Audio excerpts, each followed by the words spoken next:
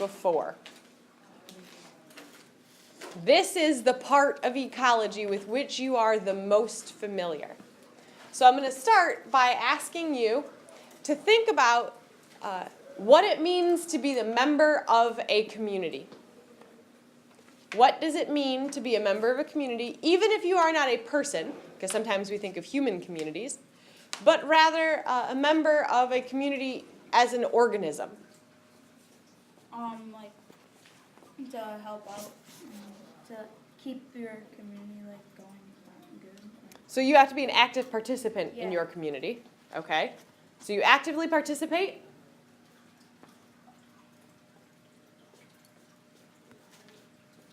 How about this? We're going to go with that. 2 parts of every community. The abiotic factors and the biotic factors. The abiotic factors are all things that are not living.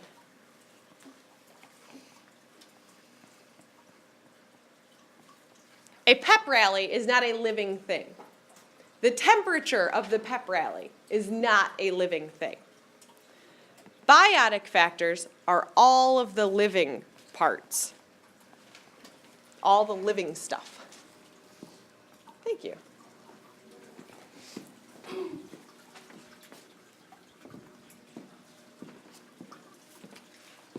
How any organism responds to each of these is how it participates actively in a community. We'll start with the abiotic stuff, because that seems to be the most logical. Were those 2 kids in the band that just like waved their arms? They're drum majors, are they not? Like their job is to coordinate everyone else in the band to make sure they're all at the same place, like reading the music and playing at the right moment.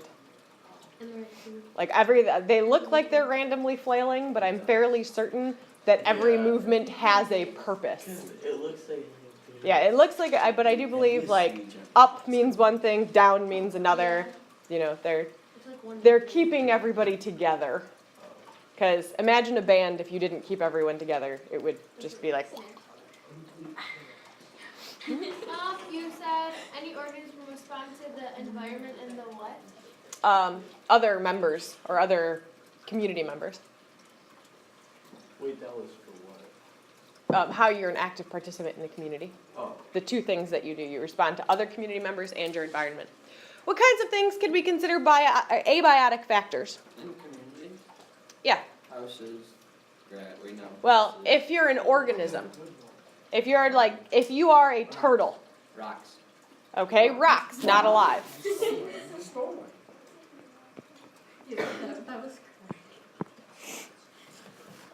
You guys listed one for pep rallies. It's a very important abiotic factor. Temperature.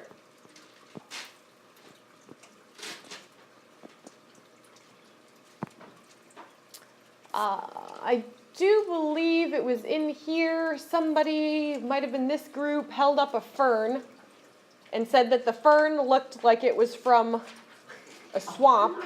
Oh yeah, gee. So you think I don't remember these things. But what you're pointing out is how an organism would respond to the amount of water in an environment, right? If you have very little water, it's arid, and you would consider that a desert. If you have a lot of water, it's a swamp. So, water.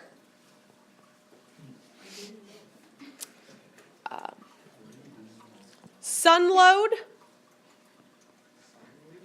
Yeah, how much sun you get, right? Does that matter? Is that part of the environment? Yeah. Is that how something would an organism respond to the amount of sun that there is? And certainly you do if you're nocturnal, right? So, seems pretty important.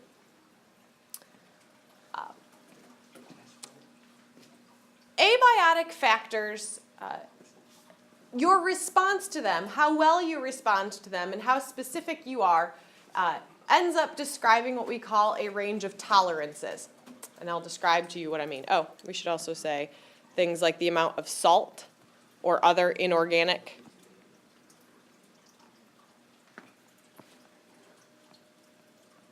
or other inorganic compounds. Weather, obviously, you could include weather in there because weather's not alive, but weather is part of your environment.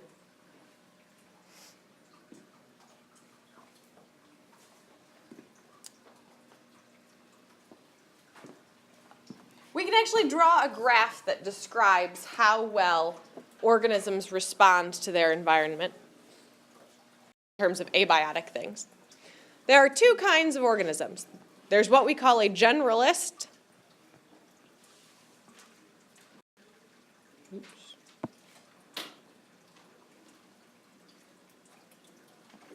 And then there's what we call a specialist. And the y-axis going up is the success of the organism, how well they do, so survival. Generalists across the x-axis would be the range of factors, so temperature or amount of water, amount of rainfall. That would be across the x-axis. Generalists are very successful over a broad range of any given abiotic factor. So a generalist is really good at surviving when it's both very cold and very warm.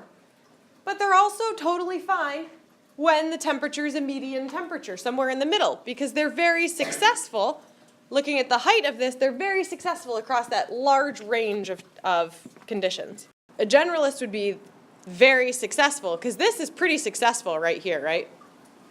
That's a pretty broad range of conditions on the x-axis to indicate success. You're really good at living in a variety of places. Specialists, on the other hand, are only good in a very narrow range of conditions. So I'll describe a couple of specialists and generalists to you based on salt. We'll go with salt in water. Salt water. You know there are fish that survive in only salt water and fish that survive in only fresh water, right? Well, as it turns out, there are some fish that can manage to survive decently well in both conditions. You agree that the Pacific Ocean is in fact saltwater? Yes. Okay, good. We got that done. Have you heard of a particular kind of fish that will go into rivers to spawn? Yeah, bullshit. Okay, so there are certain sharks that will, Oh, yeah. and salmon will too, right? Salmon will go into inlets up into rivers. If you ever go to Seattle, you get to go, call it a fish ladder, because they've engineered some channels that would allow shipping trade into the river system, but then totally messed up salmon spawning. So they had to make a spot for the salmon to be able to go upriver to spawn so they didn't go extinct. Well, unfortunately, the change in level of water is so large that the fish can't make it up the river without a little bit of human engineering, so it's called a fish ladder. And it's basically like buckets, like, I don't know how to describe it. It's about as long as this wall, from that wall out in the hallway all the way down to that wall. And it's divided into compartments. And each compartment is a little bit taller than the next compartment. And spawning salmon jump. They jump out of the water and back in. So they are trying to head upriver. They know they are. They're swimming against the current because the river is trying to push them that way. So they'll be jumping from one container and they'll swim there for a little while. And then they'll jump into the next one and swim against the current, and then jump into the next one and progressively climb the fish ladder. Those fish are moving from an area that was saltwater into an area that's freshwater. Is that something most fish can do? No. That's a very unique thing. In that way, they're what we would call a generalist. they can survive a broad range of salt conditions. They can survive not salty water, and they can survive salty seawater. You have other fish who cannot do so. There is a fish, a little fish, he's probably only about like that big, and it's called a pupfish. It looks like a guppy, that big. And these pupfish are on the verge of extinction because they can only survive in exceptionally salty water. In fact, there are only 3 places in the world who have water salty enough for these fish: the Dead Sea, the Great Salt Lake, and the basins of Death Valley National Park. Wait, why can they only survive in really salty water? Because they have evolved to the point that they're accustomed to being in only salty water. And if you remove them from that super salty water, they die. If you put them in fresh water, they die. Now they're on the verge of extinction because very, very, very, very, very salty water is it. Now, just so we're clear, the Dead Sea is where?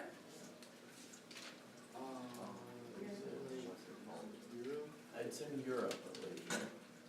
No, it's gonna be by like Moses, By like Moses. So let's just ballpark it. Let's Egypt, keep it general. Middle East. Let's go with Middle East. Or yeah.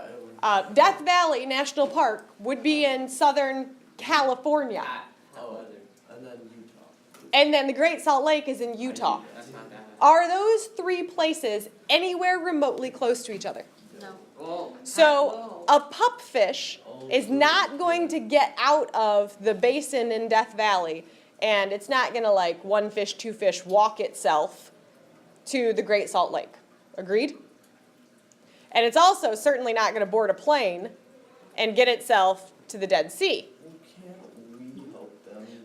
We can help them. But then the question is, if we take them from where they do live to a new environment, are we disrupting the new ecosystem? So what we've done to help the pupfish, because they are on the verge of extinction, they can live in 3 places and they only live in 1. They live in Death Valley. So 1 place you can go see them. And, Death Valley, you should now be thinking, wait, you said they live in water, they're fish, Death Valley is a desert. Right, they've kind of pigeonholed themselves. It only floods in Death Valley once a year. So there's only enough water for them to reproduce once a year, for 1 week, once a year, which is right now. It's pouring in Death Valley right now. And they can breed that 1 time a year, and the rest of the time, most of their pond dries up. So they only have like a pond the size of this classroom to live in, actually a little bit smaller than that, year round.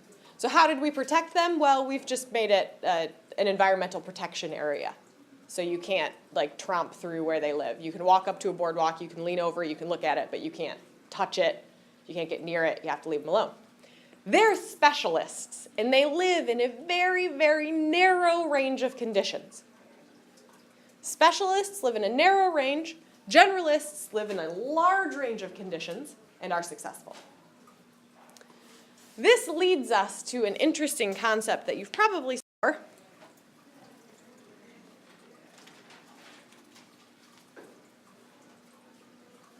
Niche? Anybody? We've seen niche before? Okay. An ecological niche is a location whose range of conditions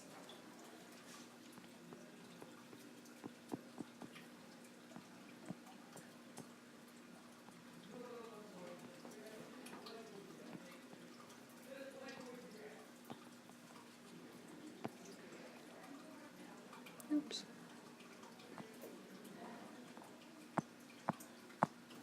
Need an eraser. There it is. A location whose range of conditions is suitable for an organism to live. And there's 2 kinds of niches, actually. There's a fundamental niche and there's a realized niche. A fundamental niche is a place that an organism could hypothetically live based on its conditions. So like we said for our pupfish, it has 3 fundamental niches, 3 places it could live. Death Valley, the Great Salt Lake, and the Dead Sea. It only actually lives in one of them. That's its realized niche. So the fundamental niche is where it could live, all the places it could live. A realized niche is where it does live. Another example of this one makes me laugh. At this point, you probably recognize that I travel a whole awful lot, especially to national parks. And this summer, traveled off the coast of Maine. And off the coast of Maine, we went lobstering. So we caught lobsters, you know, put little rubber bands on their little pinchers so they wouldn't bite us, all that. It turns out that there are actually cruise ships that go from that place in Maine to England. And people just cruise across the ocean. And they start off the coast of Maine. So they start with Maine and Canadian lobsters. Well, you guys know that when you cook a lobster, you put it in the pot alive, right? Yeah. Like it's still wiggling and like flapping its tail and looking a little bit angry. Red Lobster. Then you drop it in the pot. That feels so And good. yeah, see, right there. That's it, right there. See, I don't feel bad. I'm like, yummy. Yeah, me too. So listen, I felt bad until I learned, and this is true. I went lobstering, so I reeled in lobster traps, and you guys are like, oh, you trapped them. No, did you know they can crawl out of the trap whenever they want? It's not like a trap where the door closes. They crawl into the trap, and they hang out there and eat, and then they're free to leave whenever they so choose. If you reel in the trap before they leave, then you've caught yourself a lobster. It's not my fault if you're too dumb to crawl out of the trap. I'm just saying. Guys on Deadliest Catch. What about it? Except those are crabs. Oh, that is also true. So yeah, that's why I don't feel bad anymore, seriously. But most people do that. They're like, oh, you're putting that living thing into a pot of water. Don't you feel so bad for that little crustacean? So what they've discovered is, off the coast of England, where these cruise ships end their cruises, they've discovered a Canadian and Maine lobster population. And they're like, well, that's peculiar because those lobsters are not swimming from Maine to England. What people are doing on the cruise ship is buying the lobsters for dinner and then taking them and dropping them off the side of the cruise ship because they want to save them because they feel so bad for them. What we've done is taken a lobster from its realized niche and dropped it into a fundamental niche where it could survive, and it's now populating. Unfortunately, it's also infecting the English lobsters with a particular disease that doesn't hurt the American lobsters, the Canadian lobsters, the Maine lobsters, but will kill the British lobsters. So, yeah, right there, here we were like all bleeding heart environmentalists, right? Like, we're gonna save the lobsters. Yeah, we're saving the American lobsters, we just killed all the British lobsters. Yay. So that's one of those like global impact of humans on an ecosystem thing that somebody should have thought about. Honestly, I just read this story in the news yesterday. Like, that's how new they've discovered this population is. So, like, do they just touch them and just drop dead? No, they have to get infected. There are some things you can do that will touch a lobster and make them drop dead. Like DEET, the bug spray that you put on. DEET will kill lobsters. Like, just if you pull them with it. Yeah, if you touch them with DEET, they'll die. They get infected, like they die. Slam right away. How do you what? Why do you That'd be like so weird. put them when they're alive? Because it keeps the meat the freshest. It starts to go bad if it's not. Stressed out lobsters release a compound that makes eating them unpleasant. So you have to keep them alive and unstressed. You know a lobster is not stressed when his tail is tucked under himself and his claws are under his like little face. I say him because typically they throw back females. I learned all this summer when I went lobstering. Wait, how do you keep it undistracted? Oh, they. How do you keep it? You try and convince it that it's okay. Lobsters aren't very smart. See previous discussion about not crawling out of the trap. If you tuck its tail under for it and then set it there, because it's in its comfortable position, Oh, hey, I'm safe. yeah. Like I said, they don't crawl out of a trap either. They're not very smart. Why do they feel They have low Wait, but what? cephalization. Yes, exceptionally low cephalization. Wouldn't the lobster get nervous when like you pick it up and you're about to put it in the? I don't know. That's such a brief amount of time. Like, I don't recommend holding it there because then their tail starts to like flap back and forth. Not that I would have held up a lobster for a picture before dropping it in the pot. I wouldn't do something that irresponsible. You did. Duh, I caught that lobster.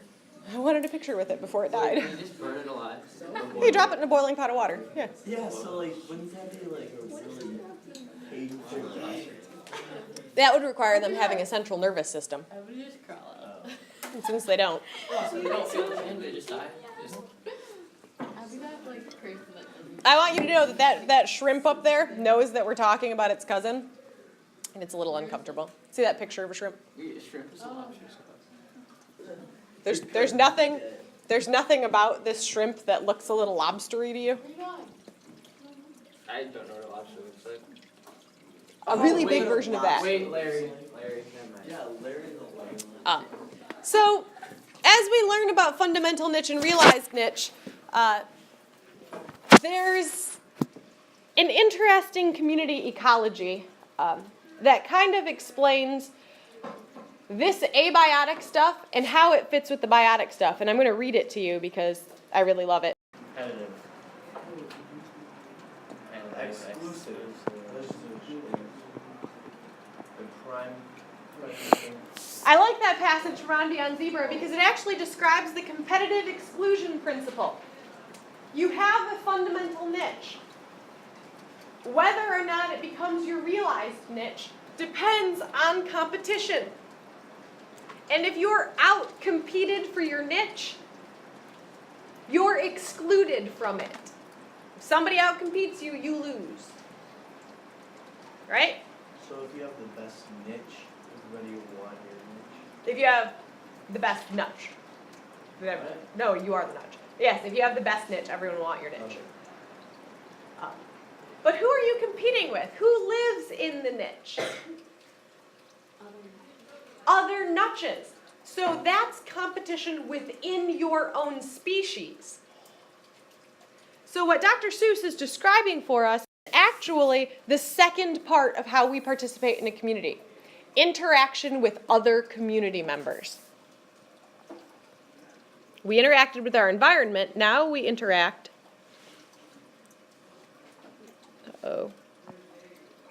Now we interact with other community members.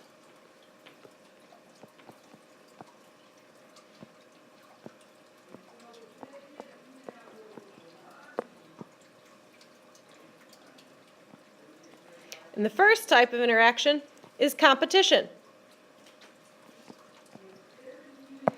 And he describes competition within one species. So you compete with others like you. Competition within a species.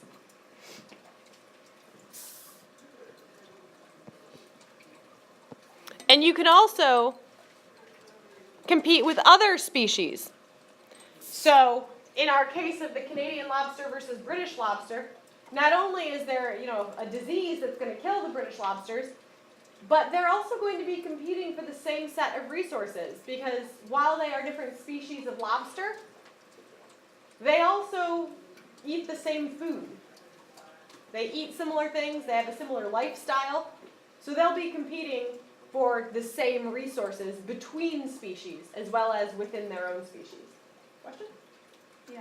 What is that about? Within species What them species? and with other species. Okay. SPS is the biological abbreviation for species. So there's competition within species and between species for the same set of fixed limited resources. Oh, Dr. Seuss. Who knew when you were in kindergarten reading all that, he was actually trying to teach you some very important lessons. Well, green eggs and ham's an obvious important lesson, right?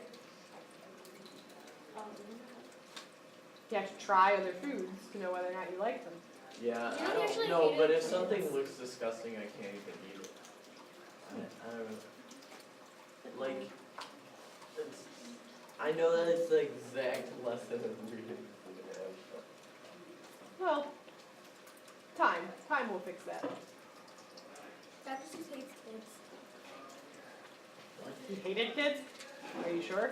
Well, he just didn't like them. Are you sure? I didn't How did he report on rate him in fourth grade. I'm like oddly obsessed with Dr. Seuss. Really? I've been to his birthplace, his childhood home,